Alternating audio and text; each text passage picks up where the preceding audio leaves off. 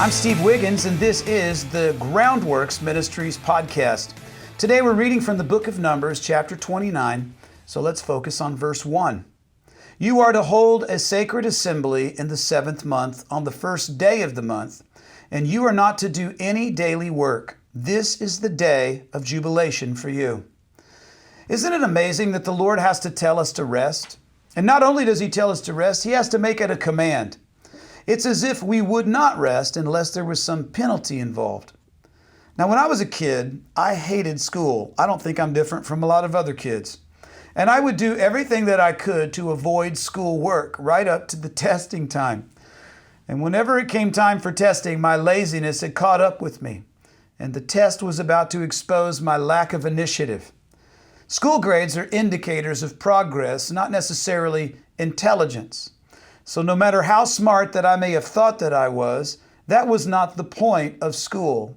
The point of school was not to get good grades by cheating. The point of school was to seize the opportunity to improve yourself by learning and developing good habits of learning. So when the tests came around, I spent all my energy developing schemes to cheat. Sometimes I'd write notes on my arms, and perhaps I'd look at somebody else's paper. And sometimes I would cheat the system because I thought that I was smarter than the system. Did you know that it takes twice as much energy to cheat as it does to study? So in the end, how smart is cheating, really? Plus, you have to carry all that needless anxiety and guilt. You know what kids do who studied a little bit every day? You know what they do the night before the test? They sleep like babies. They rest.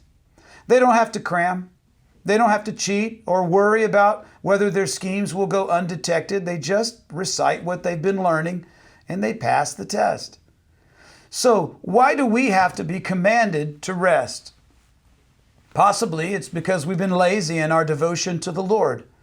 Perhaps we've cheated God and we're lacking what He provides to the faithful. Could be that we're busy trying to be our own providers instead of trusting God to provide increase even beyond our efforts. Whatever the excuse, whatever our situation, we are commanded to rest. And Jesus said so. Matthew chapter 11, verse 28, Jesus said, "Come unto me, all who are weary and heavy laden, and I will give you rest." The faithful should celebrate His rest, and the sinner should turn from his ways and enter into the rest which Jesus is offering.